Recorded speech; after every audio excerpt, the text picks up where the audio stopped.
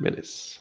Bom, hoje é dia 25 de outubro, né, de 2021. Estamos em mais uma apresentação do nosso núcleo de estudos organizacionais, né, que ficou meio parada por causa da pandemia, mas essa é a segunda atividade do mês, né, do ano, perdão.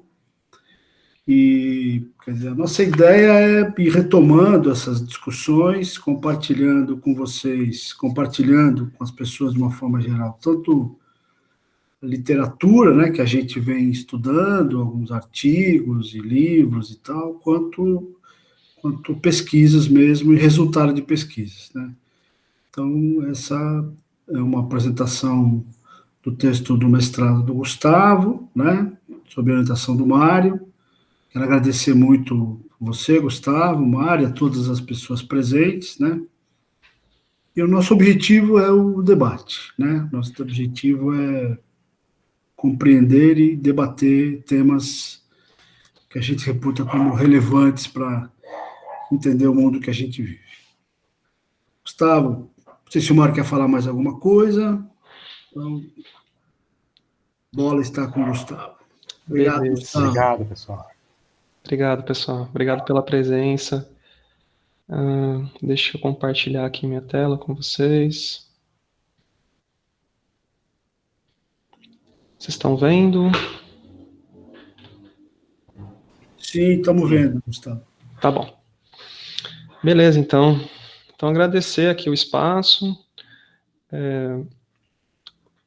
A ideia é tentar apresentar isso aqui mais ou menos em 1 hora e daí deixar 1 hora para debate, tá bom? Tentar fazer um pouco menos, não tem tantos slides assim, mas apesar de ser um trabalho já publicado, qualquer tipo de crítica para melhoramento aqui dessa pesquisa é muito bem-vindo, porque aí gera material e substância para estudo futuro, né? Então, se tiverem dúvida ao longo da apresentação, podem me interromper. Se quiserem comentar no chat também, eu vou tentando responder à medida do possível. E aí a gente faz uma grande discussão no final, então aí deixa espaço para o diálogo mesmo, o debate, tá bom? Então, o título da apresentação é Crítica do Processo Empreendedor por meio da teoria Ator-Rede. A estrutura, eu vou passar um breve histórico com vocês do processo de publicação desse artigo, depois trazer a problemática do artigo, objetivo, referencial teórico, métodos, resultados, a discussão e alguns aprendizados um pouco mais tácitos, assim, que eu trouxe no final, a respeito do próprio processo do fazer científico envolvido nesse trabalho em específico.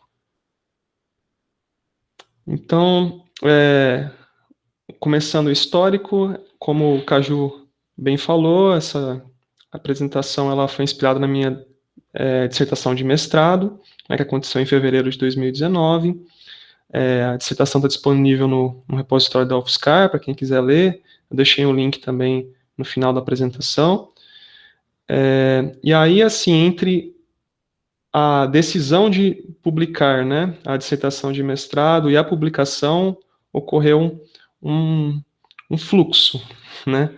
E daí eu tentei sintetizar um pouco desse fluxo aqui, para mostrar um pouco o que está por trás também da publicação, porque às vezes, pessoal, a gente acaba ignorando, né, a dificuldade, né, desse fazer científico. Então, só deixa eu aprovar aqui, rapaz, isso que entrou. Tá. Voltar aqui para o slide. Beleza. Então, iniciou então em 2019, fevereiro de 2019, a gente já estava com um artigo mais ou menos estruturado, aí tentamos publicar na Tempo Social, não passou da fase de, né, o que eles chamam de task rejection, né, que o artigo bateu e voltou, não foi nem para o blind review. A gente percebeu que a gente precisava fortalecer um pouquinho os construtos teóricos da teoria da Ator-Rede. Demos então essa fortalecida, esse polimento mais teórico, encaminhamos para um novo journal, agora mais na área de estudos organizacionais, que era o Journal of Change Management. Aí foi para o blind review, né, passou do editor, mas aí teve um reject depois. A gente, nessa fase, o que a gente fez foi incorporar a literatura de mudança organizacional no paper e fazer uma boa revisão do inglês, né, fora do processo, quer dizer, por um tradutor, né, oficial, digamos assim, né. Aí a gente melhorou o artigo, enviamos para Information Technology in People, né? Já que a gente viu que, como a gente estava estudando empresas de TI, talvez um potencial grande seria na área de tecnologia, dentro da gestão, né? A gente tentou ampliar um pouco o diálogo com a gestão, destacamos a contribuição mais prática do trabalho, mas mesmo assim o trabalho não passou, né? E aí, finalmente, a gente encaminhou então para essa revista, que é a Technology in Society, né? É uma revista indexada na CVA, na Scopus, e aí a gente passou por um processo que foi um major review, né, que a gente mudou coisa pra caramba do artigo, e aí nesse processo, como exigiram uma revisão teórica bem minuciosa na parte de empreendedorismo, como a visão processual de empreendedorismo e um diálogo mais intenso com a literatura de performatividade, a gente convidou o Silvio para nos ajudar, então, já que ele também tem estudado bastante essa parte de mercado de tecnologia, e aí, então, o Silvio entrou no Major Review e depois no Minor Review que a gente fez, e aí demorou mais ou menos uns 6 meses, então, entre o primeiro parecer que a gente recebeu da revista e a publicação. Então, foi um fluxo, assim, para os padrões, né, de revistas, foi relativamente rápido, né, o fluxo aqui da Technology in Society. E aí a gente ficou muito feliz, né, comemorando bastante depois com a publicação desse paper, que é o que está embasando essa apresentação de hoje, que é o Controversies in an Information Technology Startup, a Critical Actor Network Analysis of the Entrepreneurial Process. Então, só queria dar esse histórico, gente, porque a gente compartilhar um pouco a experiência pessoal, né? Porque a gente, como pesquisador, a gente tem que investir bastante na resiliência, né? Tentar uma vez, não deu certo, a gente tem que acreditar no potencial do texto, investindo, até ele conseguir atingir uma qualidade para publicação, né? Tá. Então, vou trazer agora um pouquinho a problemática do trabalho. O trabalho ele parte de uma questão epistemológica, tem uma questão epistemológica de fundo, que remete à filosofia grega antiga. A gente tinha um embate, né, lá na Grécia Antiga, entre o Demócrito e o Heráclito. Deixa eu pegar. Entrou mais gente. Peraí. Ah, é a Clarissa. Tá. Então, tem esse embate, né? O Demócrito ele dizia que não há nada além de átomos e vazios. Então, ele dava um ênfase muito grande para a substância das coisas, né? Inclusive, ele é muito lembrado na química mesmo, por ser um dos pais da teoria atômica, né? Só que ele transpunha esse tipo de pensamento não só para a matéria, mas para tudo, assim, ele acreditava numa essência humana, por exemplo, né? Então, a ênfase do Demócrito é no ser, e ele meio que vai dar base para o pensamento mais estruturalista, porque nessa concepção, a soma das partes vai resultar em um todo maior, né? A soma das partes resulta no todo. Então, se você for quebrando fragmentos, você chega até uma essência, e é essa essência que a gente tem que investigar, digamos assim. Para o Heráclito, mais importante do que ser é o tornar-se. Então, a frase pela qual ele ficou famoso, uma das frases, né, é que ninguém se banha 2 vezes no mesmo rio. E o argumento do Heráclito era que... Peraí, tem gente entrando. Nossa. Ouvi o barulho, mas não apareceu para provar. Acho que deu certo. Tá. Então, o tornar-se é mais importante para o Heráclito, né? Ninguém se banha duas vezes no mesmo rio. E ele argumenta que qualquer estabilidade é uma estabilidade ilusória, ou uma estabilidade temporária. Esses dois autores, eles deram base, né? Como todo pensamento ocidental, basicamente, a gente acaba voltando nos gregos, se a gente for vendo quem influenciou quem, né? Então, eu estou falando de autores bem contemporâneos que trouxeram a influência desses filósofos, né, para os estudos organizacionais, como o Tsoukas, o Kia, o Van de Ven, o Poole. O embate que existe hoje nos estudos organizacionais entre substancialismo e processualismo, né, nos remete a essas duas escolas. Então, só grosso modo, resumindo, o substancialismo é quando a gente admite que a estabilidade é constante e a mudança é exceção, e o processualismo é quando a gente admite que a estabilidade é exceção e a mudança que é constante. E aí isso impacta nos tipos de construto que a gente for articulando para os estudos organizacionais. Então, exemplos do substancialismo, né? A gente vai olhar para uma instituição, num nível macro, né? Tem literatura de mudança institucional? Tem, mas assim, admite-se uma estabilidade, a mudança que tem que ser explicada, né? Estudos de identidade organizacional também, estudos de estrutura organizacional, desempenho organizacional. No geral, essa literatura está mais associada a essa vertente substancialista, né? E os estudos organizacionais mais performativos, né, eles vão beber da literatura, então, de performatividade, de organizing, de mudança organizacional. São esses tipos de estudo que estão mais ligados a essa literatura processual. E aí, nessa vertente processual, a gente consegue encaixar também a teoria ator-rede, né? Então, se a gente considerar o empreendedorismo como uma espécie de um processo, né, a gente consegue dividir essas escolas mais ou menos em 3 visões, né? Isso aqui está no meu paper, eu não lembro qual que era a referência exata que trouxe esses 3, tá? Depois eu posso dar uma olhadinha. Mas existe uma vertente que defende que o empreendedorismo ele é um processo que explora oportunidades pré-existentes, tá? Então, ele, portanto, as oportunidades existem a priori, e os atores capacitados, eles exploram isso, então é uma ênfase muito mais contextual no contexto, né? Existe uma literatura que argumenta que o empreendedor é quem cria as oportunidades, então a ênfase está mais, no caso, na agência e no ator individual, né? E aí a gente vai argumentar dentro dessa literatura a respeito das habilidades inovativas do empreendedor, né? O empreendedor como o grande criador de novos produtos, novos serviços. E um terceiro caminho, né, que é o caminho com o qual a gente dialoga aqui, defende que há uma inter-relação entre o empreendedor e o contexto do negócio em que ele se insere. E essa inter-relação é identificável por meio de algumas práticas, algumas narrativas e principalmente os processos de produção de sentido, né, o sense making, né. Aí, essa literatura é a literatura de performatividade, que tem uma ênfase um pouco mais relacional no processo empreendedor.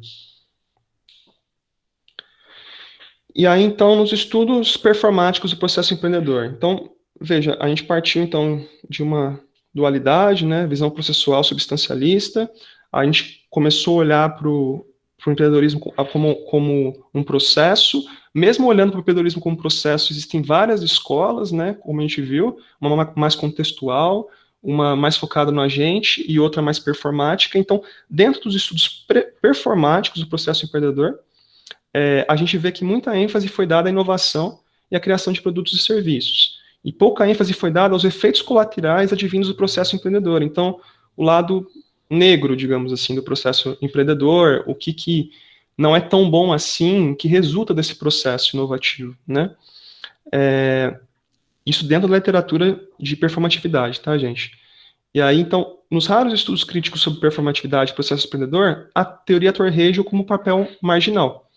Porque muitos teóricos, eles acabam afirmando que a TAR ela não pode ser utilizada de maneira crítica ou de maneira politizada.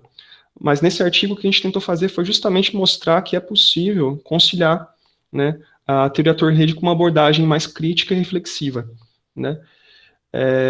Que é um debate recente que tem acontecido dentro dos estudos ator-rede, que é a chamada literatura do A&T and After, né, que é Actor Network Theory, e depois dessa teoria, né, quais são os próximos passos. O debate político ele tem entrado muito forte aí na agenda dos estudiosos da teoria ator-rede. Aí, então, a partir dessa problemática toda, a gente consegue chegar no objetivo do trabalho. Então, esse trabalho, ele busca investigar criticamente o processo empreendedor, observando as controvérsias cross-temporais ou longitudinais, né, as controvérsias ao longo do tempo, que acontecem entre actantes humanos, actantes não humanos e actantes organizacionais dentro do segmento de tecnologia da informação. Então, esse aqui é o nosso objetivo principal. De quebra, a gente meio que conseguiu assim, responder outras duas questões, que a gente queria demonstrar, por meio de um exemplo empírico, que a teoria ator-rede pode ser usada de maneira crítica e reflexiva, né? E buscamos, assim, desconstruir um pouco essa noção do empreendedorismo como uma espécie de panaceia econômica e social, né? A solução de boa parte dos problemas do capitalismo contemporâneo muitas vezes é atribuída ao empreendedorismo, né? E a gente tenta mostrar que, às vezes, o empreendedorismo ele acaba agindo também de maneira oportunista, né? E gerando práticas de precarização do trabalho, gerando alguns outros tipos de prática que não são muito saudáveis, né, em termos sociais. Então, o referencial teórico. Eu trouxe aqui alguns pontos, né, sobre a teoria ator-rede, que vale a pena a gente destacar. Então, a teoria ator-rede é uma abordagem pós-estruturalista, né?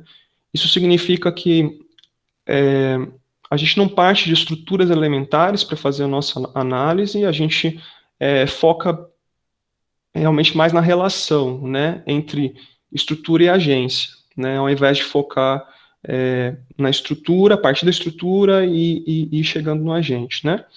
Então, outra nomenclatura que a gente pode usar para descrever a teoria ator-rede é construtivismo radical, que envolve essa noção de não assumir categorias a priori, né, imperativo anticategórico, isso pode ser traduzido, né? Não assumir categorias a priori, deixar que o campo revele essas categorias e utilizar as mesmas categorias que os atores que estão imersos naquele processo utilizam para descrever, né, a sua realidade. Ontologia desnaturalizante significa ontologia é o estudo do ser, né? A gente desnaturaliza as coisas, os seres vivos, a gente tem que caracterizar essas coisas a partir das relações em que elas estão imersas, né? Envolve um processo epistemológico reflexivo, uma ênfase na descrição do empírico, e o ator e a rede, eles são co-construídos por essa abordagem, né? Peraí, tem mais gente entrando. Aqui, o Glauber. Tá. Então, como que a gente delimita os actantes, né? Que são os atores dentro da teoria da ator-rede, né? A gente usa esse nome de actante justamente porque há um princípio orientador da teoria, que é o princípio da simetria, que fala assim, que não somente seres humanos são passíveis de agência, mas seres não humanos, né, organizações, instituições, e até mesmo máquinas, algoritmos, elas podem entrar no meio do fluxo da ação e alterar substancialmente esse fluxo da ação. Por isso que a delimitação dos actantes se dá por meio de relações materiais semióticas, né, segundo as palavras do Latour. Eu só queria destacar porque, assim, a gente abordou, né, na minha dissertação de mestrado, a vertente da teoria ator-rede laturiana. E durante esse processo de revisão do paper, ficou bem claro que, assim, apesar de ter o mesmo nome, a entrada que os seguidores do Calon têm para a teoria ator-rede, ela se dá num nível muito mais macro do que a entrada do Latour, que é muito mais no nível antropológico, assim, mais micro mesmo, de observação de campo, né? Então, só destacando que tudo isso aqui que eu estou trazendo é mais focado nessa abordagem do Latour, tá? E aí, então, a gente usou 3 grandes construtos teóricos da teoria Ator-Rede para fazer esse artigo. O primeiro é o de actante, o segundo é de controvérsia e o terceiro é de translação. Actante é todo elemento que é capaz de produzir traços reconhecíveis pela rede que cria e faz parte dele. Então, é um pouco... aqui é parecido com aquela ideia de estruturas estruturantes do Bourdieu, né? Então, a gente cria e faz parte de, né? Ao mesmo tempo que estrutura, que ajuda a estruturar, faz parte da estrutura, né? Então, o actante, ele remete a esse elemento capaz de produzir traços, né? Que cria a rede e faz parte da rede, né? A controvérsia é uma situação em que os actantes concordam quanto ao seu desentendimento. Então, que os actantes reconhecem que existe algum tipo de conflito ali, algum tipo de questão mal resolvida, né? E a translação é uma mediação que ocorre entre actantes, né? Aquilo que circula entre os atores rede.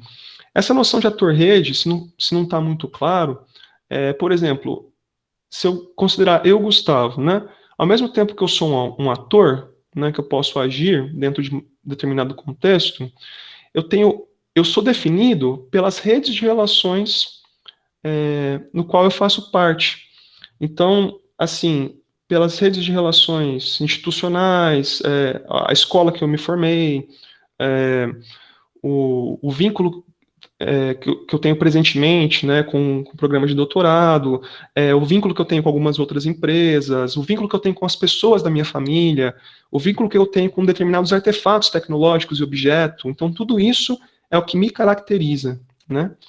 Então, só para deixar claro essa noção de ator-rede, porque quando a gente vai falar de translação, a definição passa por esse construto que é o ator-rede, né? Aqui eu trouxe um diagrama ator-rede, mostrando que, assim, esses vínculos, eles são...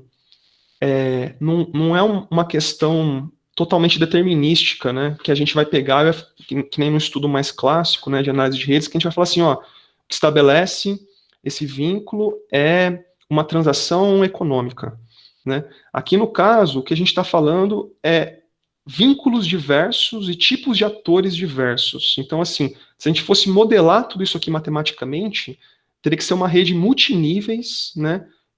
Com vários tipos de elos diferentes, né? E aí o que acontece é que boa parte dos estudos, né, mais antropológicos e tudo mais, eles acabam não chegando nesse nível de detalhe. Eles estabelecem relações um pouco mais soft, digamos assim, entre os elementos, né?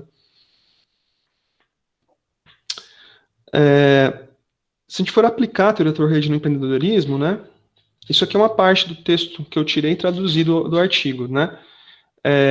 Como que a teoria Ator-Rede olha para o empreendedorismo, né?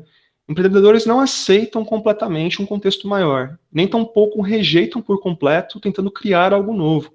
Eles procuram moldar a realidade e significá-la por meio de suas próprias narrativas, que vão sendo constantemente alteradas por meio de conexões diversas. Tá. Aí aqui eu encerro o polo teórico. Eu não sei se ficou claro, gente. Se vocês queriam fazer alguma pergunta antes da gente passar para o método, para os resultados?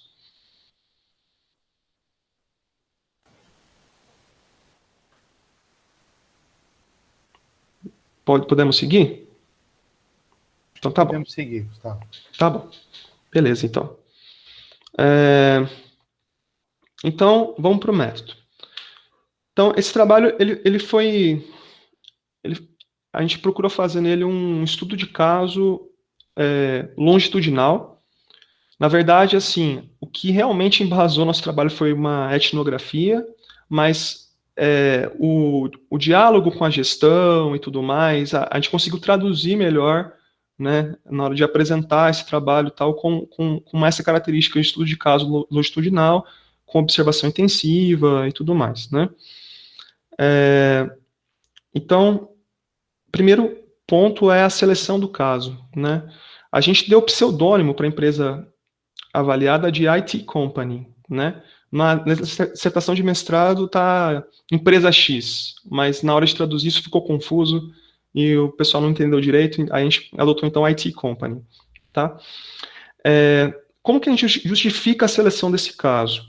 Primeiro, a gente justifica pela relevância econômica do setor de tecnologia da informação, né? Estou partindo já do macro, assim, chegando no caso específico, né? A gente fala, então, primeiro, que a área de TI tem uma pertinência econômica alta hoje em dia, né? E acaba influenciando em vários outros segmentos de mercado. Depois a gente parte, então, para as mudanças que acontecem dentro desse ambiente de tecnologia da informação, que acontecem muito rapidamente, as tecnologias mudam a todo momento, até a própria maneira organizativa das empresas acaba passando por grandes mudanças. Então, a gente escolheu um pouco também esse setor porque a gente tem mudanças rápidas e facilmente perceptíveis, né? No caso específico da IT Company, eu tive uma facilidade de acesso a esse caso porque eu conhecia o dono da empresa. Então, como vocês vão ver, foram 6 meses de investigação, né? Um mês eu indo todo dia na empresa, né? Depois, mais 2 meses eu indo semanalmente 2, 3 vezes por semana. Depois, mais 3 meses visitando uma vez por mês, né? Esse tipo de acesso é muito difícil quando a gente não tem intimidade com a pessoa e tudo mais, porque a gente está lidando com questões sigilosas, né? Dentro da empresa. Então, teve essa questão de facilidade de acesso ao caso também. Startups de TI, no geral, elas têm um simbolismo muito forte no capitalismo, né? Elas são vistas aí como grandes referências, né, de tecnologias disruptivas, se a gente pensar hoje nas Big Techs, né? Microsoft, Apple, Amazon, todas começaram em fundo de garagem, né? Todas começaram como pequenas empresas do segmento de TI e chegaram no patamar que elas que têm hoje. Então, se a gente olhar para essa questão simbólica, né, traz um pouco essa noção de superação, né, enriquecimento e tudo mais. E o caso estudado, apesar da empresa ser pequena, é bem relevante porque a empresa prestava serviço para um dos 3 maiores grupos da área de petróleo e gás, né, do Brasil, a nível corporativo, desenvolvendo dispositivos de internet das coisas, né? Então, a gente tem uma empresa assim, que meio que terceirizava o P&D de grandes redes, tanto do setor de energia, quanto com alguns setores de varejo também, grandes empresas do varejo. Então, é um caso que, apesar de ser uma empresa pequenininha, ela acaba tendo uma relevância econômica grande, né? Aí, eu acho que já antecipei essa questão, né? As etapas da investigação de campo. Então, teve uma etapa, período 1, de imersão, né? Que a gente teve uma observação intensiva diária, uma etapa de monitoramento, né, que a gente ia 1 ou 2 vezes por semana, e uma etapa de follow-up, que a gente ia 1 ou 2 vezes por mês, só para ver se mudou muito, se trocou gente, acompanhar os projetos novos que entraram e tudo mais. Aí aqui na direita a gente tem, então, o pessoal trabalhando nos protótipos de IoT que eles estavam desenvolvendo. E aí a gente adotou nessa metodologia de cartografia de controvérsias. A controvérsia ela acaba sendo o conceito que ganhou mais força assim, na análise do trabalho, né? Porque a partir dela a gente consegue identificar os actantes, consegue identificar as translações. Uma controvérsia quente, né, seguindo o vocabulário do Venturini, que são aquelas controvérsias que são facilmente identificáveis, que você percebe que tem alguma coisa, né? Você consegue mapear as redes que estão envolvidas nesse processo, né? E a cartografia de controvérsias, ela envolve, então, 2 ciclos, né? Um ciclo de exploração e um ciclo de representação. A exploração, você expande a complexidade da rede. E a representação, você faz uma síntese dos principais actantes e estabelece uma narrativa, né, desses actantes ao longo do tempo.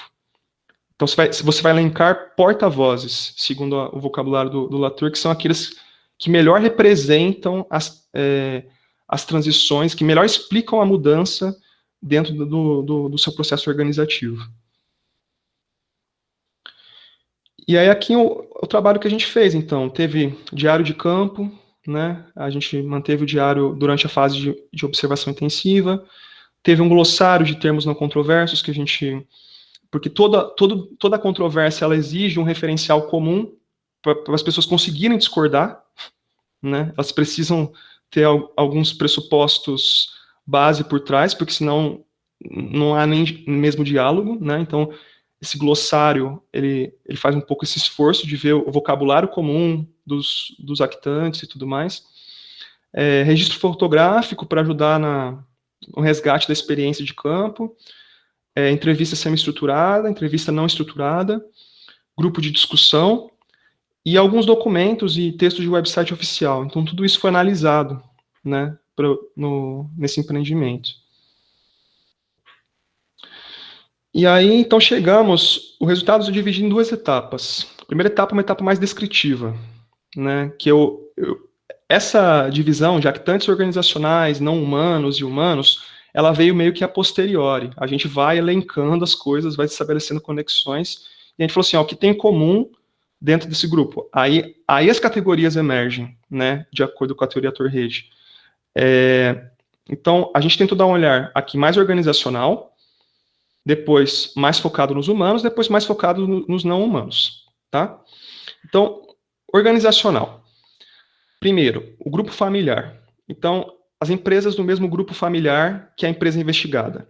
A gente percebeu que essas empresas, elas exerciam uma função de terceirização das atividades que estavam fora do core business. Então, a empresa era focada em P&D. Para lidar com jurídico, para lidar com contabilidade, essas coisas, eles criavam outros CNPJs e microempresas para deixar os funcionários de dentro da empresa trabalhando somente com aquilo. Então, eles meio que terceirizavam essas atividades, né? Essas outras empresas também tinham algumas consultorias, assim, não especializadas em tecnologia, mas mais especializadas em gestão, que era de um dos pais dos fundadores. Essa consultoria, ela ajudou a alimentar financeiramente a empresa investigada durante um bom período, até eles conseguirem a primeira rodada de investimento. Então, essa empresa do grupo familiar também exerceu a função de fornecer os recursos iniciais para a startup conseguir alavancar e tudo mais, né? Os parceiros. Então, havia uma prestação de serviços complementares por parte dos parceiros da empresa. Os parceiros estavam ou no mesmo edifício comercial ou ali na região próxima, no entorno próximo dessa empresa. E aí, os parceiros faziam a parte do hardware, eles faziam o marketing da empresa. Então, era a mesma carteira de clientes, eles meio que vendiam uma solução completa, fragmentada nessas pequenas empresas, assim, para esses grandes grupos comerciais, né? Os clientes, no geral, como eu falei, eram grandes empresas, médias e grandes empresas, né? Os concorrentes, é engraçado isso, eles enxergam concorrentes como empresas locais somente, eles não estão competindo com grandes grupos de tecnologia. Eles enxergam como concorrente todo mundo que ameaça capturar a mão de obra qualificada da empresa. Então, tem esse foco na mão de obra, né, para estabelecer uma relação de concorrência.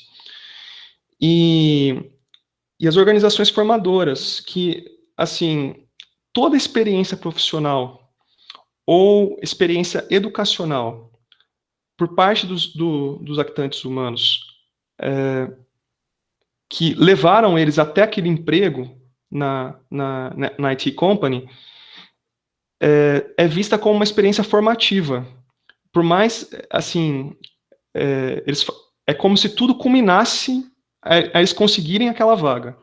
Então, eles justificam, as narrativas deles justificam, né, a posição atual, falando assim, ó, eu passei por tal posição como servindo cerveja, eu fui instrutor de hoverboard, eu estudei na FATEC não sei quanto tempo, e blá, blá, blá, blá, e hoje eu tô aqui.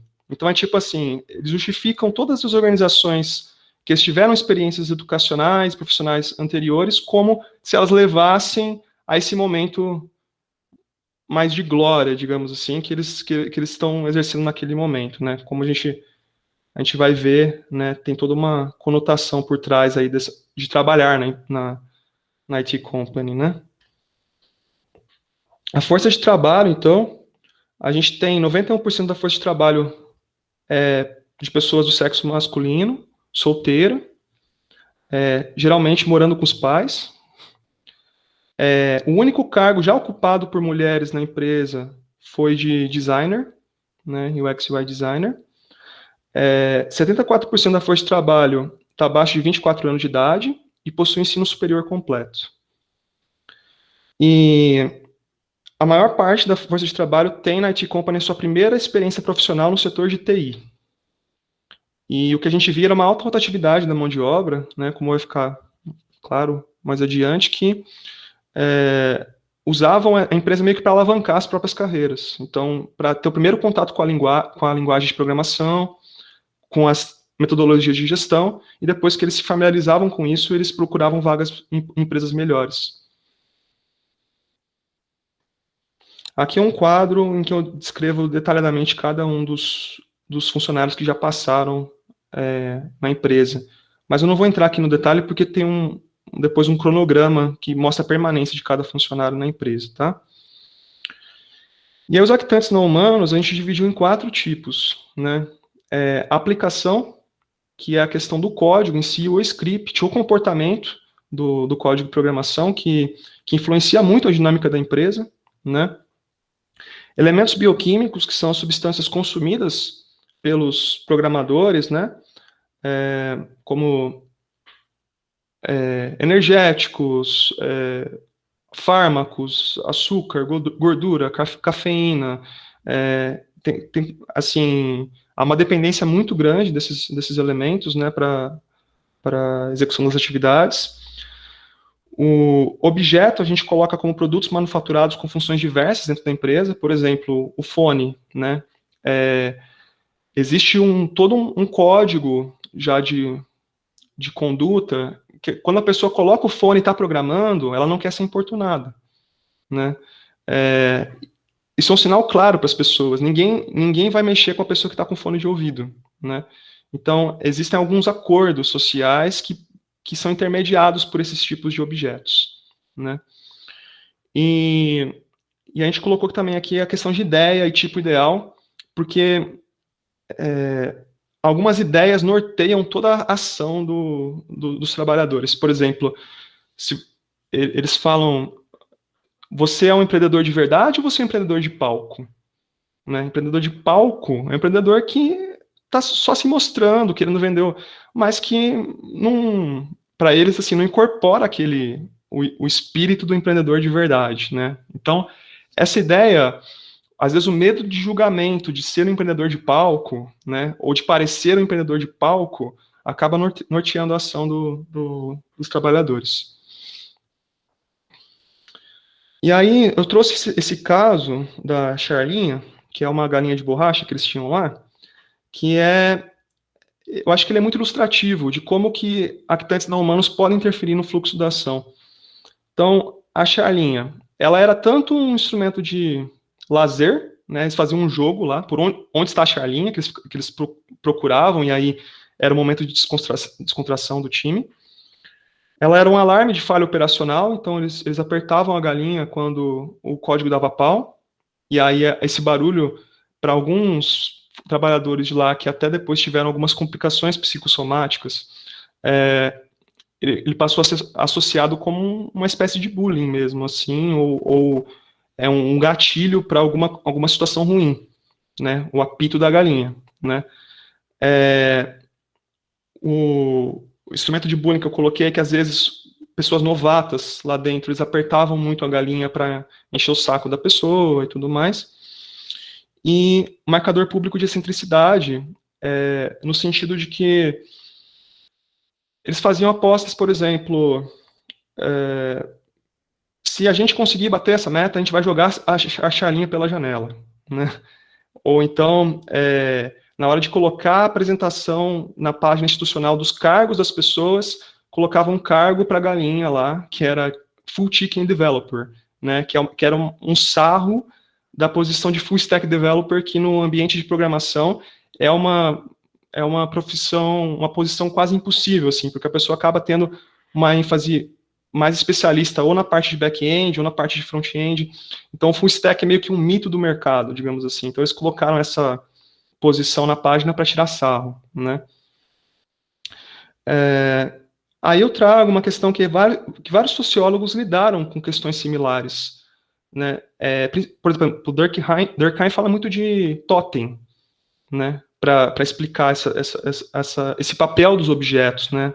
Mas o que a gente está falando aqui é que a gente está colocando em pé de igualdade, realmente, no fluxo da ação, os actantes humanos e os actantes não humanos. Então, esse princípio da simetria total, que é um pouco a novidade aqui da teórica, né? E aí, então, a gente termina a parte da descrição dos resultados, e aí aqui é mais um storytelling, assim, a gente vai explicar a mudança na empresa. Quais foram os principais marcos, né, ao longo do tempo da empresa, desde a origem dela até os dias de hoje. Então, aqui a gente tem esse cronograma de todos os funcionários que passaram pela empresa, né? A gente vê que tem um turnover alto. As primeiras fases são as fases que o pessoal ficava um pouco mais, né? Depois começa a acelerar um pouquinho o turnover e tal. Cada uma dessas fases, que a gente divide por essas linhas vermelhas aqui, ela possui um conjunto próprio de estratégias, de pessoal, de cultura, de práticas diárias. Então, é isso que a gente vai tentar enfatizar, né? As fases e as transições de uma fase para outra. Então, fase 1, que são os primeiros passos da empresa. A empresa, ela é criada como uma forma de conciliar um conflito familiar. Então, a gente tem o idealizador da empresa, ele foi fazer uma faculdade de gestão, ele sempre soube muito de tecnologia, ele fugiu de casa quando era mais novo, e ele tinha uma relação meio complicada com os pais. E aí, quando ele se formou, houve uma espécie de reaproximação, né, dos pais com o criador dessa empresa. E aí a forma meio que de fechar esse processo de conciliação, assim, tornar um marco, foi, então vamos montar um negócio junto, né? Pai e filho, o pai falando para o filho, vamos montar um negócio junto, qual ideia você tem? Eu vou financiar suas atividades, né? Então, a gente já percebe o papel da família, né? No início da criação de uma empresa, o capital familiar entrando forte aqui. E quem que era os primeiros funcionários da empresa? Eram os parentes e os amigos diretos, né? Então, a empresa, ela nasce com essa estrutura bem familiar mesmo. E aí, como é seu parente e tal, ou seu amigo íntimo, o que você vai fazer? Você vai oferecer um bom salário, você vai registrar num regime CLT, a gente tinha toda essa característica mais de valorização dos funcionários no início da empresa, né? Uma cultura de valorização. Só que aí acontecem uma série de conflitos que transformam esse estado da fase 1 para a fase 2. Então, o sócio que é contratado, que é um amigo, né, do dono da empresa, ele começa a achar que a família está confundindo lucros com prolabore, que o caixa está sendo desviado da empresa por motivos pessoais. Acontece um episódio chamado tutorial xingado, né, que é basicamente esse sócio que não é da família, ele deixa escapar em uma das entregas para o cliente um tutorial cheio de palavras de baixo calão, em que o cliente leva muito a mal isso, e aí perdem um contrato por conta disso, e isso gera uma série de conflitos internos na empresa que vão culminar na demissão desse sócio que não faz parte da família, e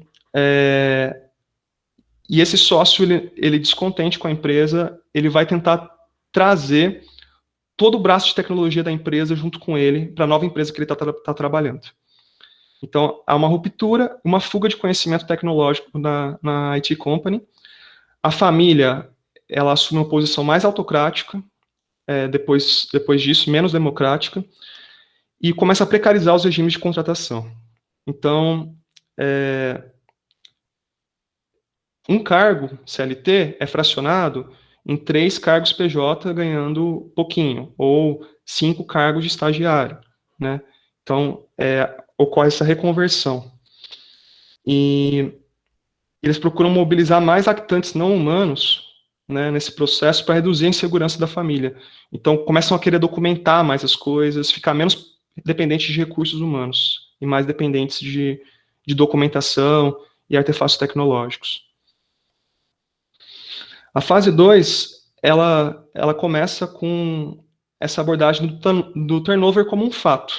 Eles consideram um fato, tem mão de obra abundante na região que eles estão trabalhando, e aí há todo um processo de contratação de novas pessoas, mas a supervisão está meio distante, porque eles estão querendo, os contratos que foram feitos na fase 1, boa parte deles foram cancelados e não sei o quê, então eles estão querendo angariar novos clientes, os donos estão saindo, tentando vender produto, e os funcionários novos, eles acabam se sentindo meio largados, meio de lado, né? E aí eles têm todo esse processo de autogestão, aprender a fazer autogestão, e aí ocorre depois, com a fechada de alguns contratos grandes, ocorre que a liderança da empresa passa a supervisionar mais de perto esses funcionários para entregar resultados. Então você tinha no começo uma ausência da liderança, e depois a liderança a todo momento lá em cima cobrando resultados desses funcionários. E aí esse controle mais direto e incisivo, ele vai gerar conflitos entre trabalhadores e os patrões, né, os líderes da empresa. Então, nesse segundo caso, a gente tem um episódio chamado Semana Fatídica, né, que eles chamam assim lá dentro, né, que ocorreu uma demissão em massa, com perda de boa parte do conhecimento tecnológico também. Todo mundo, na verdade, todo mundo pediu para sair. O núcleo de trabalhadores ele era muito unido, e aí houve uma espécie de uma reprimenda por parte da liderança, porque o pessoal não estava entregando os resultados, a reprimenda foi muito dura, e aí com isso todo mundo levantou e foi embora, e aí só ficou estagiário dentro da empresa, né? E aí a gente tem essa passagem da fase 2 para a fase 3, a empresa percebeu que eles não poderiam deixar os trabalhadores com uma pressão cognitiva tão grande, uma cobrança de resultados tão grande e mal remunerados. E aí tem todo um esforço da empresa de tornar o ambiente mais lúdico, de fazer um reconhecimento público da conduta dos seus funcionários. Então, quando algum funcionário atingiu determinado objetivo, eles vão lá e recomendam esse cara no LinkedIn, compartilham um post elogiando essa pessoa. Então, há esse reforço, né, do discurso meritocrático também, com promessas de prosperidade futura. Então, tipo assim, vem com a gente que você vai crescer, quando a gente tiver nosso próximo rodada de investimentos, você vai estar em posição de alta liderança, né? E aí, eu usei as palavras dos funcionários também, eles falam que aumentou pão e circo, né, nessa fase. Então, começou a ter mais lanchinho, começou a ter mais videogame no trabalho, começou a ter mais... A carga horária de trabalho total aumentou, mas as pessoas passaram a trabalhar mais horas no escritório. Mas isso veio acompanhado também dessa criação de ambientes mais lúdicos, né? E a gente chega na fase 3, né? Que o turnover da empresa continua alto, né? Porque os trabalhadores, depois de algum tempo que eles entram na empresa, eles enxergam uma certa incongruência entre o discurso e a prática. Só que a empresa ela contratou um serviço de rebranding e ela conseguiu melhorar muito a sua imagem organizacional nas mídias sociais e tudo mais. Então, ela conseguiu estabelecer contratos milionários nessa etapa e recebeu uma rodada de investimento muito grande. Então, por mais que a empresa seja super mal falada aqui na região pelos trabalhadores do segmento de TI, para o público externo, que não faz parte da cidade, que não conhece a empresa num nível mais micro, tá tudo bem. Essa empresa, ela consegue prestar os serviços, consegue a trancos e barrancos, né, com esse turnover altíssimo, mas está tudo bem. Então, as condições de trabalho desconhecidas, elas invisibilizam o aumento de todas as questões que tem dentro dessa empresa mais sombrias, digamos assim, né? E aí, com isso, a gente fecha os resultados. Então, só trazendo as principais contribuições, né, teóricas desse trabalho. A gente confirma, então, esse trabalho com a simples descrição dos habitantes humanos, uma reprodução de certos viés sociodemográficos, então, questão de gênero, ficou muito claro, a questão de cor da pele, questões mais estruturais são reproduzidas no nível local, dentro dessa empresa. O processo de gênese da empresa mostra como relações familiares e herança de capitais podem afetar e muito o processo empreendedor, né? Podem ser um puta diferencial nesse start, né, na hora da empresa começar. A gente teve como, no fluxo da ação da empresa, a gente teve como principais motivos de controvérsia entre os ocupantes do cargo de gestão, pessoas membros da família, pessoas que não são membros da família, entrando em conflito, isso impactando no desdobramento da empresa. Controvérsia envolvendo contratantes e contratados, então relação de capital e trabalho, né, que já é bem explorada nas teorias marxistas. E eu acho que aqui é a grande inovação, né, do artigo, que uma comparação preliminar com outros casos que a gente fez, ela sugere uma estratégia de crescimento dessas empresas, envolvendo uma precarização do trabalho, que é mascarada com marketing organizacional, e isso está influenciando vários modelos de startups da região. Então, assim, para a pessoa que está dentro, as pessoas conseguem enxergar esse tipo de precarização, a pessoa que está fora, isso não fica tão evidente e está tudo bem. E as empresas continuam conseguindo captar recursos financeiros desses fundos de investimento, né? E aqui são uma lista de várias outras controvérsias que a gente foi encontrando ao longo do processo investigativo, mas que a gente deixou de lado do trabalho. E aí a gente não conseguiu explorar tudo no trabalho. E a gente deixou como sugestões de estudo futuro. Então, envolvem questões como identidade da empresa, como que a startup se reconhece, se é como uma software house, ou se é como uma startup mesmo, ou se é como uma consultoria de tecnologia. Então, tem essa questão de identidade. Tem outras controvérsias girando em torno do estereótipo do programador, pessoas de gênero opostos em grande conflito dentro da empresa, pessoas do gênero feminino se sentindo reprimidas e sentindo que não tem espaço de fala e voz ativa dentro da empresa. Questões de reverência no trabalho, qual que é o limite saudável da zoeira, digamos assim, qual que é o limite saudável que os programadores podem ficar brincando e quando isso passa a ser considerado bullying, né? Questões de trabalho remoto também, que geraram uma série de problemas, né, na transição para o regime remoto. Comunidades tecnológicas rivais, então comunidades que não se reconhecem mutuamente, tipo assim, quem programa em determinada linguagem marginaliza programadores de outra linguagem de programação. Esse tipo de conflito também acontece.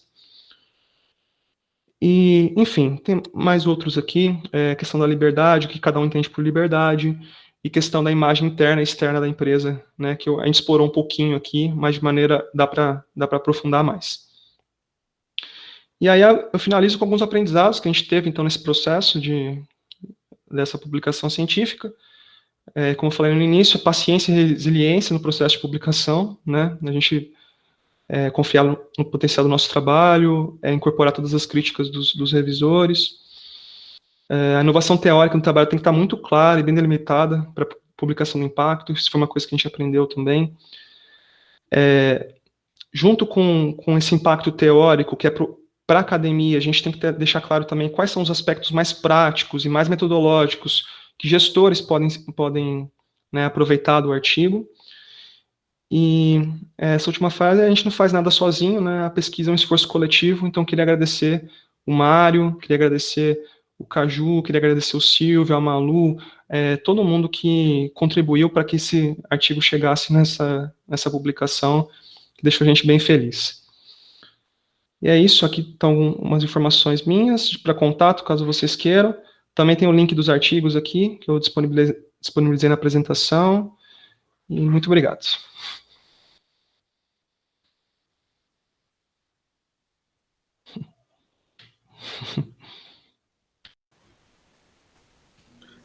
Muito bom, Gustavo. Obrigado aí pela apresentação, parabéns aí, viu? não só pela apresentação, mas como todo investimento, né? Que eu achei super legal você colocar essa trajetória aqui, né? Acho que ajuda a gente as pessoas a compreenderem como essa trajetória se dá e como ela não é tão simples, né? Muito, muito bacana. E eu abro, então, para as dúvidas e questões que, eventualmente, as pessoas tenham em relação à sua apresentação. Obrigado pelas palavras, Caju.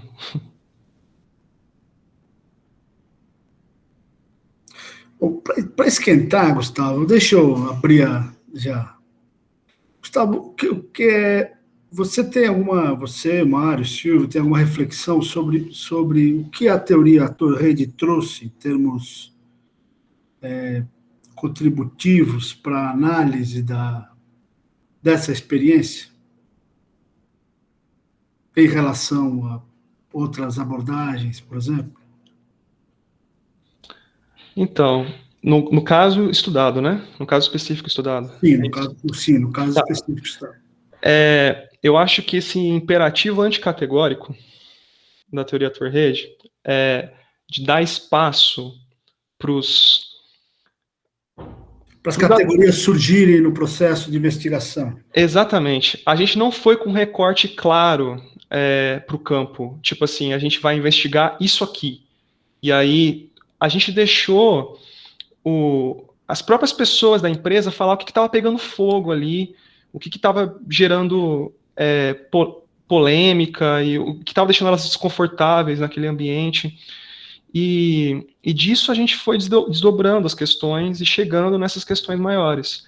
Então eu acho que esse movimento de partir do campo, né, e chegando nesses estudos depois, né, de precarização, de processo empreendedor e tal, foi muito rico, assim. Talvez um resultado, né, similar, falando assim, porque se perguntou especificamente a teoria Torredi, talvez um resultado similar poderia ter surgido com uma etnografia, por exemplo. Só que aí a teoria Torredi, ela enriquece, acho que no processo da análise, porque você não está exclusivamente limitado a olhar para agentes humanos. Você está olhando, assim, por exemplo, a CLT que intermediava essa questão antes e agora que esse actante não humano está lá, há necessidade de documentação, né? Há necessidade de... Então, eu acho que um pouco... Mudou um pouco o olhar que a gente foi para o campo, ter toda essa fundamentação, assim. Posso aproveitar essa pergunta, que acho que é muito importante, Caju, para a gente pensar nas teorias. Nós estamos fazendo esse trabalho já há algum tempo, selecionando algumas teorias, alguns objetos. Então, assim, primeiro, parabéns para o Gustavo enfim, pela riqueza do estudo. E essa pergunta, Caju, é muito, assim, muito importante para a gente conhecer as teorias e o que... Qual era a ideia do Latour? Eu acho que ele traz uma visão bastante diferente da visão do Granovetter, por exemplo, que trouxe a ideia da imersão, do embeddedness, que partiam, enfim, esses autores, Granovetter e outros, eles partem da ideia mais estruturalista de uma relação de rede. Então, esse ponto parece que é central na teoria do Bruno Latour e que ele traz a ideia não humana. Quer dizer, os artefatos e os elementos não humanos, eles estão dentro do fluxo dessa rede e eles afetam a ação, eles afetam a como o ser humano vê o mundo, vê as organizações. Então, esse ponto é bem interessante da teoria do Bruno Latour por trazer esse lado mais simbólico do mundo, enfim, da realidade, porque, de fato, quando a gente olha para as teorias mais lá do Borgatti, dos autores mais estruturalistas de análise de redes sociais, enfim, aquelas métricas que a gente estuda também em outros estudos, aqui também no nosso grupo, eles partem de uma visão mais matemática, estatística. Então, o Bruno Latour, ele tinha essa... o primeiro grupo de pesquisa dele era sobre tecnologia e ciências sociais. Então, ele já entra com essa ênfase da tecnologia nas ciências sociais e ele dá uma outra interpretação para que seja estrutura. Acho que o grande ponto da teoria dele está nessa questão do que é estrutura, afinal, né, Caju? E me parece que, na teoria dele também, a questão da linguagem e da história, da memória, é central. Então, que foi relativamente desprezado por muitas escolas mais funcionalistas. Então, ele resgata essa vertente, né, francesa e traz essas contribuições. Então, acho que... Mas o que me chama mais atenção, que eu aprendi muito com o Gustavo, só para concluir esse ponto, Caju, que eu acho que é muito importante a gente poder recuperar os autores e comparar as teorias. Para quem participa dos nossos debates, nós fazemos isso constantemente, e cada uma delas tem uma contribuição, um viés, mas me chama muito a atenção a ideia de controvérsia nessa teoria, que foi assim, essa ideia de conflito, ela surgiu lá no estruturalismo, ela foi sempre meio acobertada, foi sempre deixada de lado, enfim, conflito, enfim, deixa para lá. E eu acho que, a partir de algumas teorias também que surgem ali na década de 70, o Bruno Latour traz essa ideia de controvérsia como um ponto importante, né, Caju? Eu acho que isso é muito legal para entender a nossa área, assim, porque a vida organizacional, ela é uma vida de controvérsias. E o que o Gustavo apresenta são evidências claras do que é o capitalismo, as organizações contemporâneas, que traz a controvérsia no núcleo central do seu dia a dia, né? E não há uma organização sem controvérsias. Então, isso que eu acho fantástico da teoria do Latour. Mas ela também tem um certo grau de hermetismo, né? um grau de sofisticação, como as escolas francesas têm também. Os autores, eles criam suas teorias, mas muito próximo do que a gente vem estudando aí com outros autores também. Né, Caju? Bourdieu, também o Flickstein. Mas essa pergunta é brilhante, Caju. Agradeço, assim, porque acho que esse é o ponto, né? Eu me fiz muito essa pergunta também ao longo desse processo de aprendizado com o trabalho do Gustavo. E esse viés mais antropológico, né, que o Latour tem, isso é bem evidente. Legal, Mário. Gustavo, se você puder ver a pergunta aí do Adriano Barros, que está no chat, acho que melhor você ver direto do que eu comentar.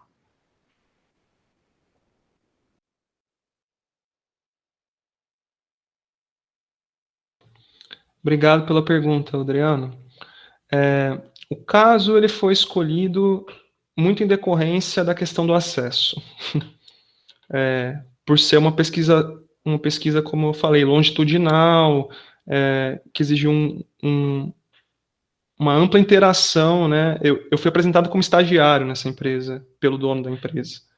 Então, as relações de trabalho que as pessoas estabeleceram comigo são relações naturais. Houve rituais de iniciação da minha parte, tipo de... Então, foi muito em decorrência disso, do acesso. E aí, a partir do acesso, a partir das questões que eu fui observando, que fui registrando no meu diário de campo, eu vi assim, o que emergiu disso tudo, né? Então, o caso foi escolhido pelas controvérsias existentes, as controvérsias foram levantadas durante o processo de observação. Foi durante o processo de observação. Tá?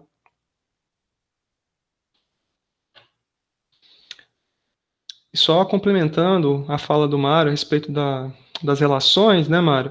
A própria nomenclatura, né, da teoria do Dr. Reid, relação material semiótica. O seu vínculo não é só material, o seu vínculo também é simbólico. Exato. Esse ponto é fantástico. Acho que a grande inovação talvez da teoria dele esteja nessa questão. Uhum. E usar a linguagem também, a ideia de uma construção da linguagem, que a história é construída pela linguagem. No Reagregando Social, né, que é o livro base dele, ele cita muito Boltanski. Ele admira muito o trabalho do Boltanski. Então, tem um vínculo forte da literatura de performatividade entre Latour e Boltanski. Eu acho que a gente... É o que você falou, a linguagem está no centro, né? Porque ele descreve um estudo ator-rede como um relato de alto risco. Porque você pode partir de um ponto da rede que te leve para questões que não são... Então, qual que é o passo a passo que ele fala? Identifique uma boa controvérsia, uma controvérsia quente, né? A partir de um nó, vai desmembrando essa controvérsia. Aí você vai seguindo os atores pela rede. Então, é como se você fosse criar uma rede a partir de uma rede egocêntrica, né?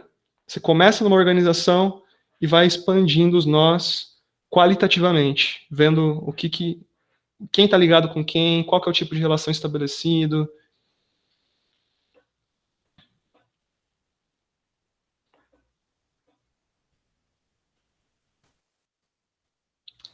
Pessoal, não... Muito bem. Uma questão. Outras perguntas, pessoal? O André Araújo levantou a mão. Vai, André. A palavra está com você. Gustavo, primeiramente, parabéns pelo trabalho, excepcional trabalho. Da experiência que eu tenho um pouco, acho que você conhece, vivenciei bastante essa questão da controvérsia que é gerado dentro de uma empresa familiar. Eu ainda não tenho embasamento suficiente para perguntar sobre teorias, mas eu tenho 3 perguntas sobre o seu trabalho, a sensibilidade que você teve dentro da empresa. A primeira é: você acha que startups são criadas para serem vendidas ou para serem empreendedores? Essa é a primeira. A segunda é: você comentou que concorrente, eles dizem que qualquer um que roube um funcionário. Então, você está argumentando que qualquer um pode ser concorrente de qualquer um. Por exemplo, essa é uma empresa de TI. Você está dizendo que se a Disney tiver um programador, ela pode ser concorrente dessa empresa. E a terceira e a última pergunta, você cita que no começo os funcionários são contratados via CLT. E hoje são um contrato de trabalho. Você acha que isso foi uma estratégia de redução de custo ou uma estratégia proposital de redução de qualidade de trabalho? Ótimas perguntas. Você pode só escrever o tópico de cada pergunta no chat, porque eu acho que eu vou esquecer. Eu tenho certeza que eu vou começar a responder e eu vou esquecer. Tá, se você quiser ir começando se startups são criadas para serem vendidas ou empreendedores, eu vou escrever as outras aqui. Tá bom. Eu acho que, assim, talvez tenha níveis de maturação nesse processo, né? A pessoa, quando ela tem ideia de um negócio, geralmente ela é apaixonada por aquela ideia, ela ou vê muito potencial naquela ideia, a ponto de despender, né, muito além de uma carga de horário de trabalho convencional para alavancar a empresa no início e tudo mais. Então a pessoa acredita naquilo. Eu não acredito que, assim, existam casos de startups, mesmo que parcialmente bem-sucedidas, a pessoa que fundou não acredita no negócio. Eu não acredito nisso. Eu acho que a pessoa ela tem uma intenção de ver o negócio decolar. O problema é que eu acho que a experiência do dia a dia de trabalho, isso é na minha percepção, tá? Mostra as dificuldades de você manter uma organização de pé, de você ter uma cultura organizacional forte, de você manter sua empresa rentável ao longo do tempo. E aí, como dinheiro, a gente muitas vezes traduz em possibilidades de estilos de vida, atuação, quando o dono da empresa recebe uma bolada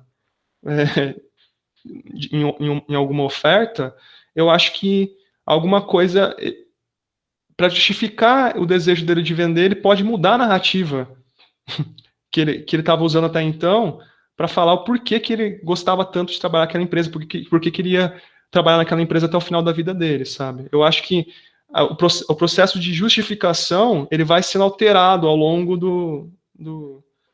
da experiência do empreendedor. Eu não acho que é uma coisa preto no branco, assim. O cara ele quer uma empresa para ser referência nacional, nunca vai vender, ou o cara só quer criar a empresa para vender. Eu acho que é uma coisa, talvez, um caminho do meio, assim, que vai sendo transformada. Aí, segunda pergunta, concorrentes. Qualquer um que rouba um funcionário. Então, é engraçado que tem uma lógica de rivalidade. Nesse caso específico que eu falei, é porque, assim, quase todos os funcionários vão trabalhar na empresa do andar de cima. Então, tipo, a lógica de rivalidade dos caras era muito assim, eu não suporto a empresa do andar de cima, porque os caras me apunhalaram pelas costas, a gente ficou sem desenvolvedor durante não sei quanto tempo. No geral, qualquer pessoa que saiu da empresa para trabalhar em outros lugares com remuneração maior, acaba sendo um pouco mal falado dentro dessa empresa. Eles têm uma cultura um pouco infantil nesse sentido, né? Mas se você perguntar para ele quais são os concorrentes, eles não vão falar, por exemplo, a Coca-Cola, se um funcionário saiu e foi para a Coca-Cola. Eu acho que a relação de rivalidade ela predomina aí na justificativa principalmente da liderança da empresa, né? É sempre a empresa do andar de cima, ou a empresa ali da esquina que fez isso. Então, e CLT e contrato, custo ou redução de qualidade, eu acho que os dois, assim, houve claramente uma estratégia de redução de custos com folha de pagamento, no caso deles. Isso eu ouvi abertamente do dono da empresa, que não valia a pena, regime de CLT não valia a pena, que você, inclusive assim, teve cargos que eram ocupados por pessoas muito bem remuneradas, passaram a ser ocupadas por estagiários, e alguns estagiários não eram remunerados. E assim, já abrindo o jogo que a gente está falando,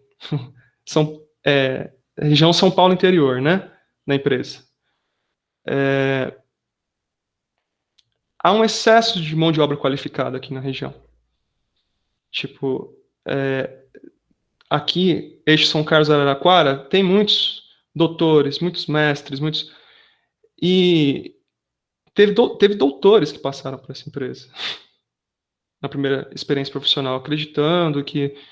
Então, eu acho que acontece um pouco é um comportamento oportunista, assim, de capturar essa mão de obra, extrair o máximo que conseguir dela, até a pessoa se desiludir e pedir para sair, sabe? Então, aconteceu isso nesse caso específico mesmo. Posso colocar um ponto nessa questão, da pergunta do André? Acho bem interessante essa questão, André, e tem muita relação também com uma certa precarização, vamos dizer, corporativa, assim, que podemos dizer. A gente estava falando isso no início do seminário, a criação de empresas, a criação de valor de empresas. Então, essas três perguntas têm a ver com um problema grave da economia brasileira. E, justamente, enfim, tem, muitas vezes, esses recursos em disputa. Eu estava levantando alguns dados e esse ano foi o recorde de fusões e aquisições no Brasil. E as empresas de TI são as mais compradas. O que tem por trás disso, será? O que tá por trás disso?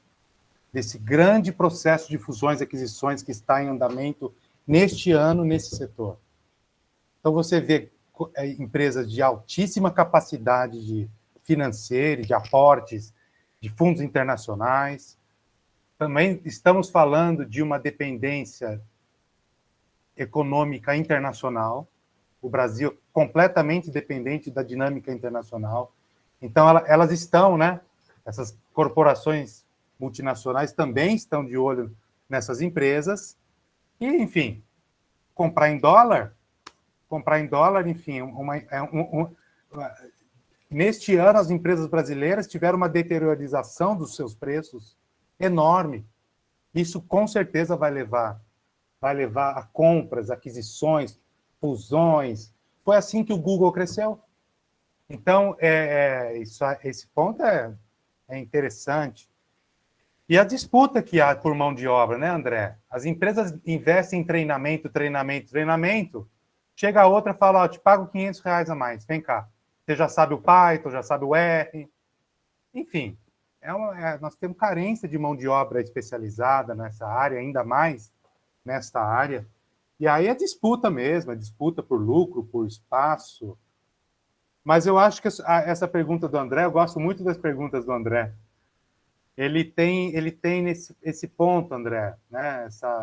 Por que elas devem, né? Essa questão de devem ser vendidas e tal, que a gente já vem discutindo na disciplina de TO que você participou também. Eu acho que tem muito a ver com essa enfim, enorme fragilidade que nós temos hoje no Brasil de criar negócios mais rentáveis e que estejam mais alinhados com as cadeias globais de valor. Nós estamos, enfim, extremamente comoditizados. E essas corporações vêm e compram mesmo. Então, são recursos que estão aí à venda. Obrigado, pessoal.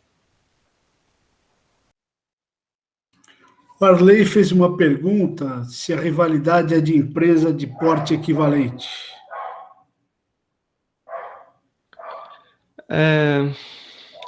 No momento da investigação hoje a concorrente é maior.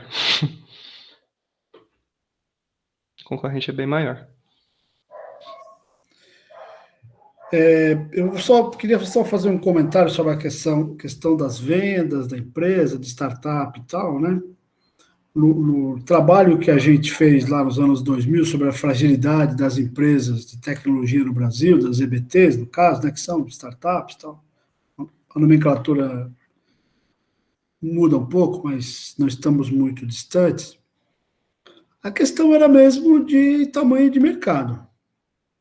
A hipótese da gente era essa, ou seja, por que as empresas no Brasil nessa área de tecnologia, elas eram empresas de nicho, ou seja, eram empresas que se desenvolviam em nichos específicos para os que o conhecimento local identificava e que, portanto, não havia escala em termos de potencial de faturamento suficiente para atrair o interesse de grandes corporações. E já naquela época, né, a gente identificava com muita clareza a enorme defasagem em termos de investimento na formação na área de ciência e tecnologia no país e, portanto, na formação dessa força de trabalho que é central nesse tipo de empresa, e também no mercado consumidor que tem dificuldade, né, e tem uma renda deprimida, né, então, ou seja, estamos falando de questões próprias do capitalismo mesmo, né? Então a empresa nasce com muitas vezes na esperança mesmo das pessoas, no investimento, na ideia, na crença, na paixão, a palavra que a gente quiser usar para dar nome para essa dimensão emocional que movimenta, né, para essa libido que movimenta a ação empreendedora. Mas a realidade objetiva, né, se impõe diante das limitações com a depreciação da moeda. Então, como alguém disse aqui, estamos em promoção, né? O país está em promoção mesmo, está venda, né? Enfim, então essa era a questão, né, que a gente identificou naquela época e que parece que não mudou muito em relação ao que se observa hoje, né? Qual que é a hipótese? Que as empresas de tecnologia mais bem-sucedidas no país serão, a menos que Agora, isso não está lá em 2000, tá? Agora, tá? Eu estou falando, minha opinião agora. A menos que sejam compradas por grandes grupos nacionais, né, serão vendidas para grandes grupos internacionais. Né? Me lembro, por exemplo, e o que não significa, elas podem ser vendidas para ser descontinuadas, né? O que não significa ser vendidas para ser alavancadas. Elas podem ser vendidas para ser fechadas, porque não interessa para o outro grupo.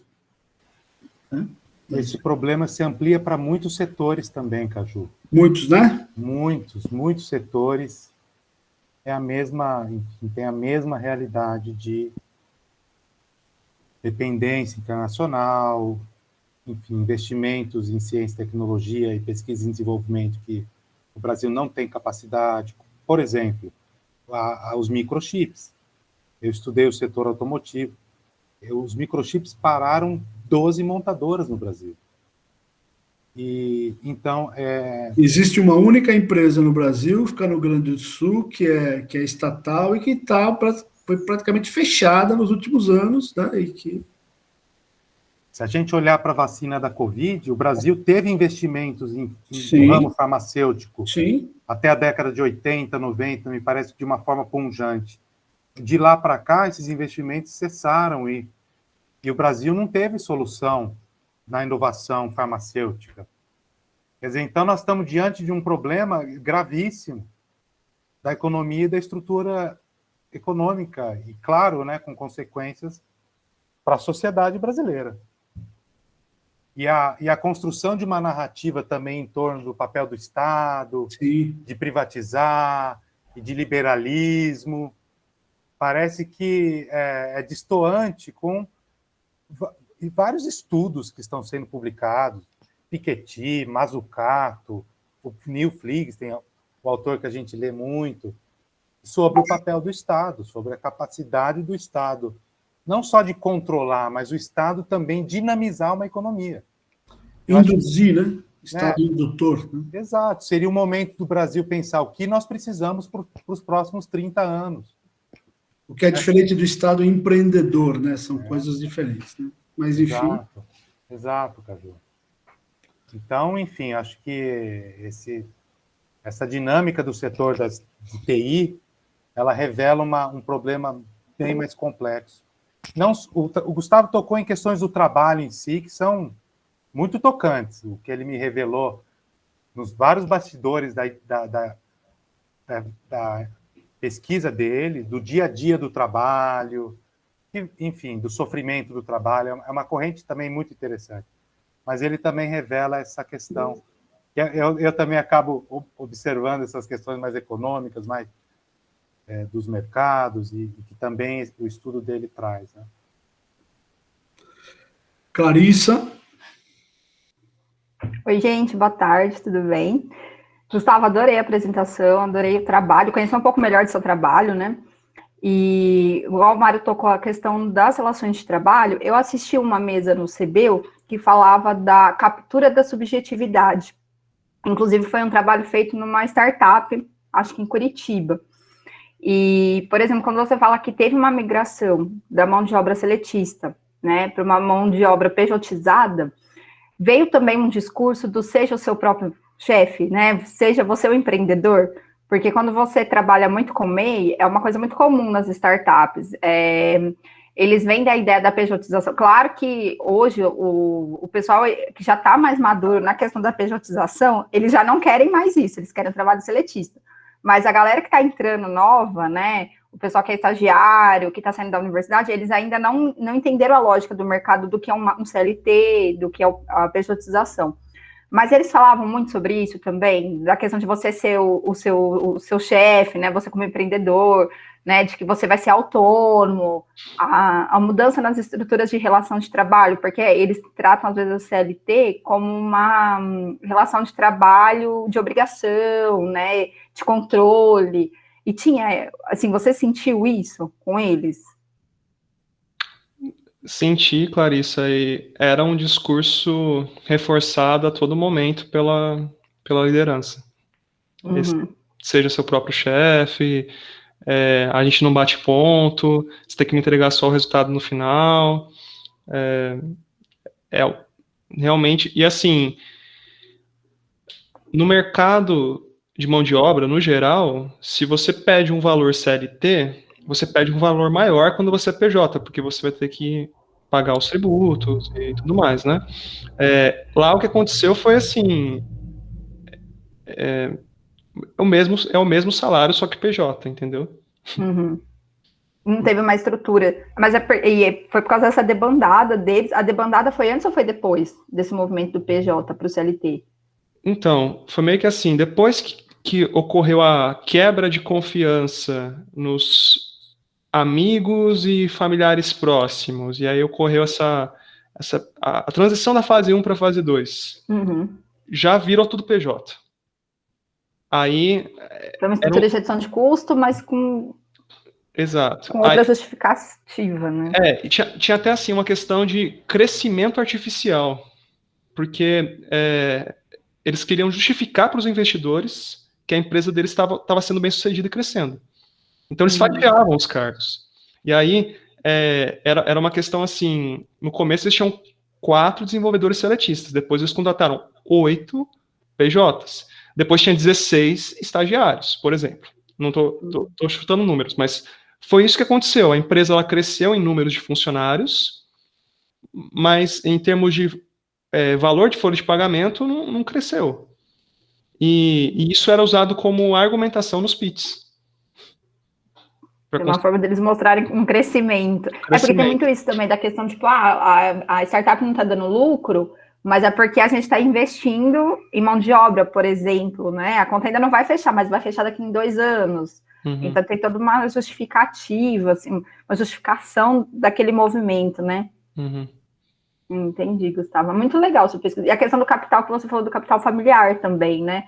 De uma relação familiar ser preponderante para a fundação da startup. E isso era revelado quando eles falavam nos pitches, ou é uma coisa que fica meio entre linhas? Porque não pega bem, né? Quando ele vai falar. O dono, a liderança mais nova da empresa, que trabalhava com o pai, chamava o pai pelo nome. Para tentar descaracterizar essa relação familiar. Entendi. Tornar uma coisa mais profissional. Uma coisa mais fora, né? Legal, Gustavo. Obrigada, viu? Obrigado a você pelas perguntas, Clarice. Maria Patrícia, você. O Arley só comentou aqui que um trabalho de 2 autores, Ricardo Antunes e Rui Braga, se aproxima do seu trabalho aí, Gustavo. Tá aqui no... Maria Patrícia, por favor, você. Obrigado, Arley. Gustavo, parabéns. Nossa, muito legal, e você ter usado uma teoria e como você começou essa teoria, como você pensou depois a partir da empresa, é bem interessante também.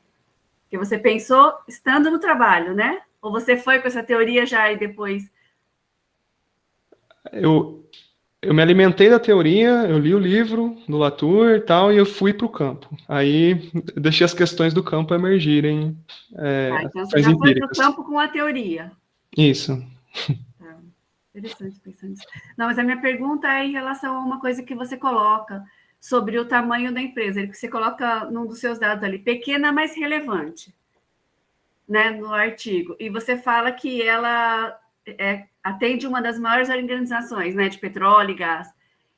E você notou que porque ela atendia essas empresas, porque o capital familiar dela era aquele?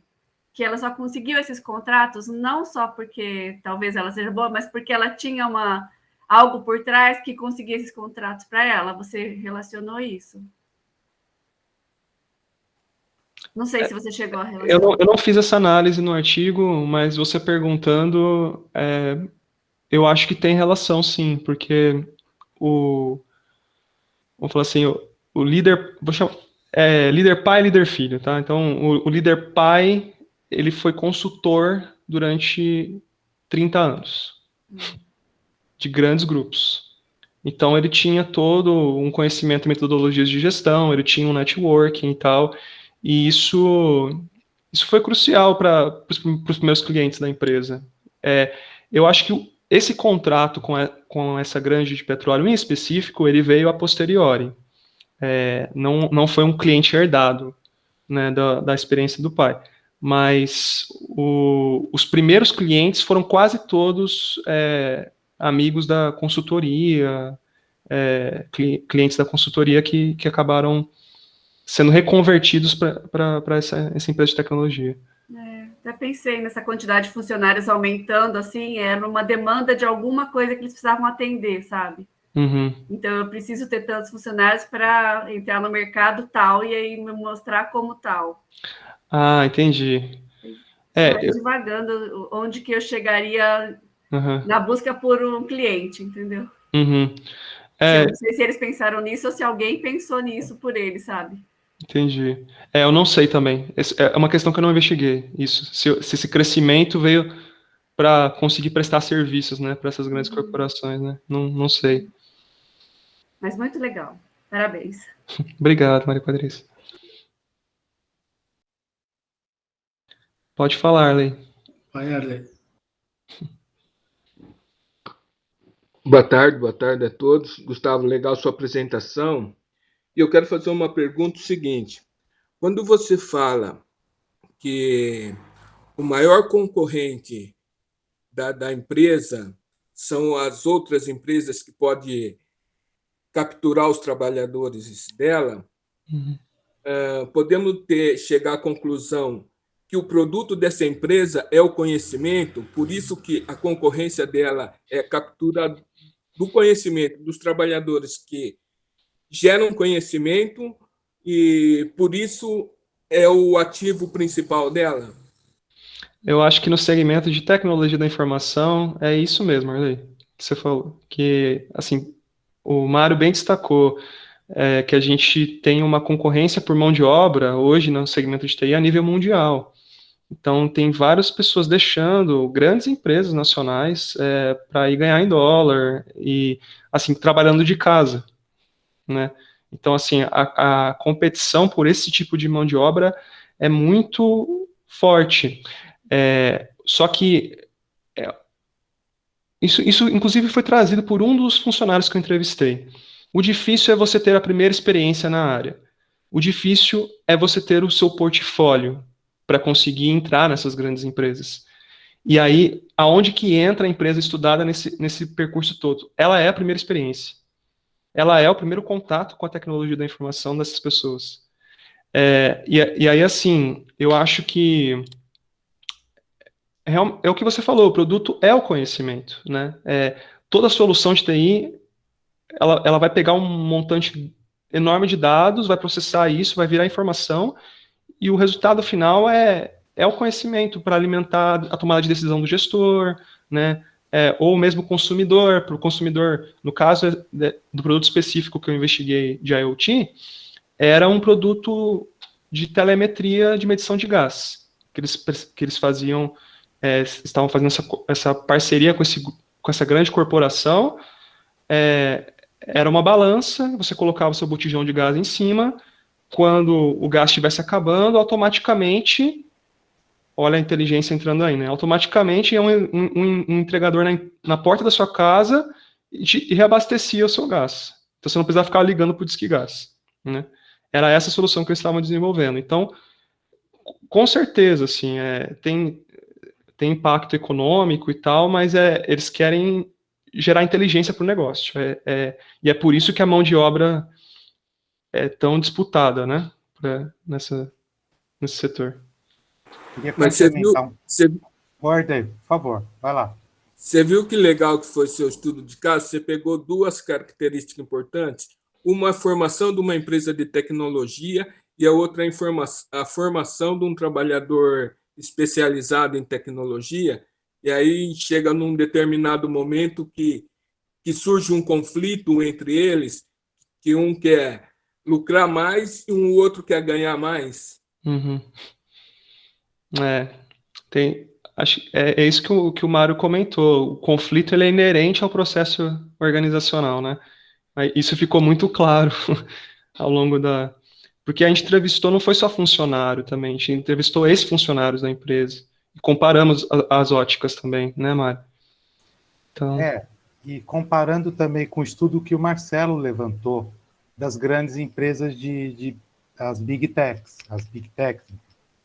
Então, aquela conversa que a gente estava trazendo sobre um certo padrão, a ideia de que há o que a gente talvez poderia chamar do capitalismo de plataforma, enfim. Mas os dados que o Marcelo levantou são muito reveladores também. Quando ele compara, por exemplo, o salário dos altos executivos do Facebook com o trabalhador de base, é estratosfericamente menor. Então, é uma estrutura que se reproduz não só em empresas brasileiras, também nessas grandes corporações de tecnologia, que me parece que estão num momento bastante delicado, também de uma construção de uma crítica mais contundente pelo Estado, pelos atores. Outro dia, uma das funcionárias do Facebook foi enfim, num depoimento, e realmente foi extremamente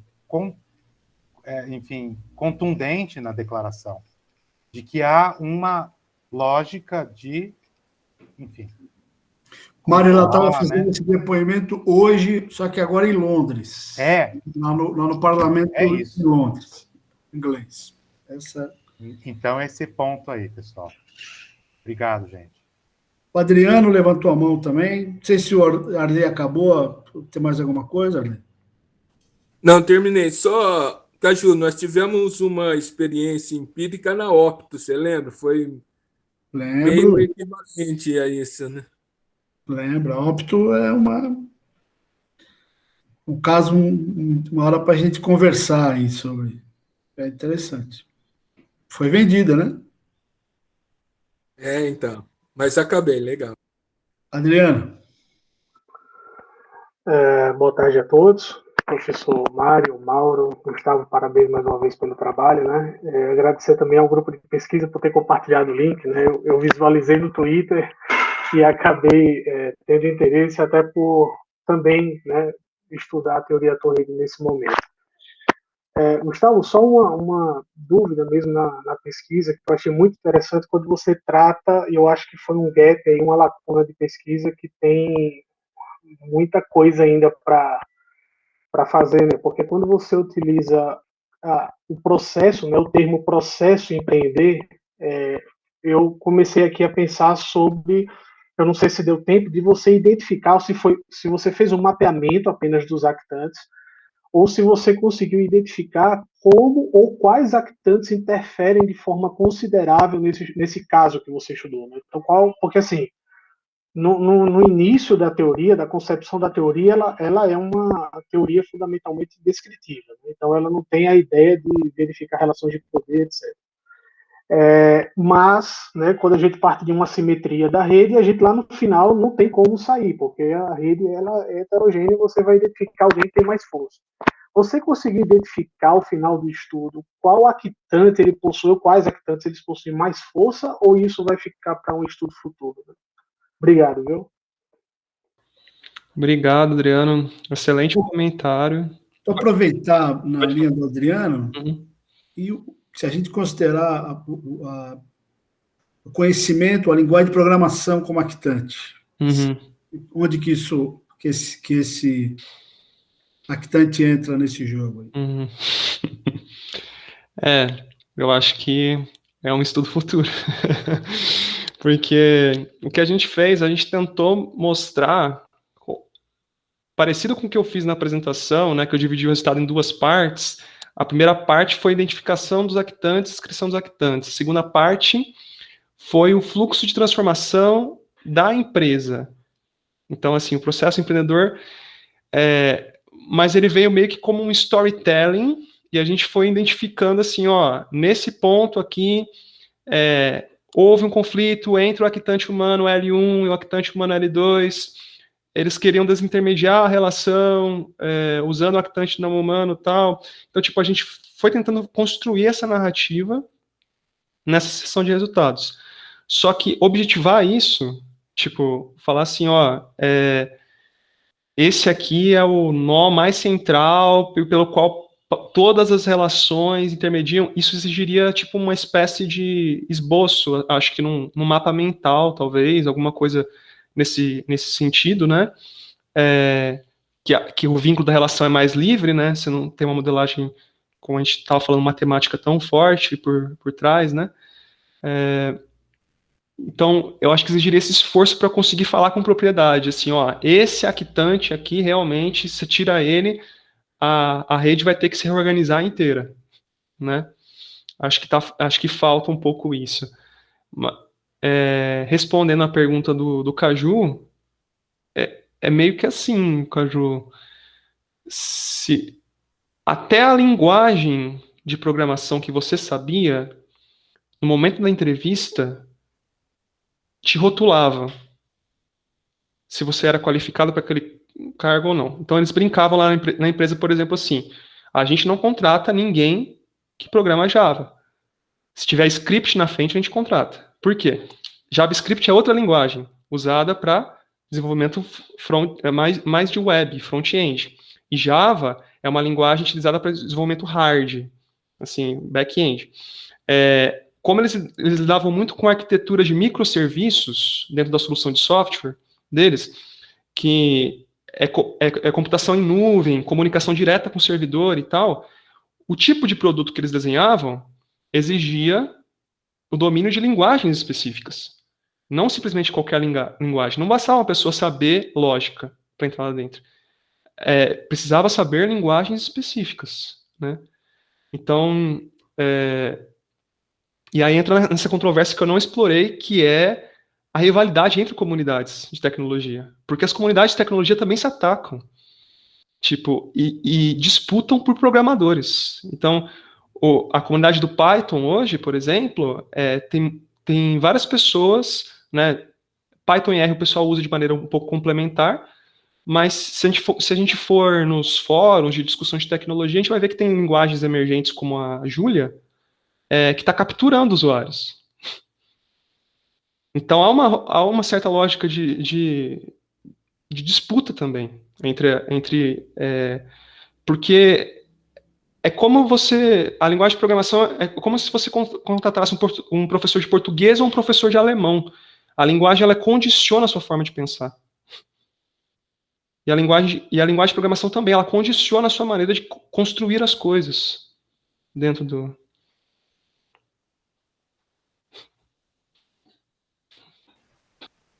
Legal, Gustavo. Um programa enorme aí pela frente, hein? Pessoal, alguém tem mais alguma questão, algum comentário?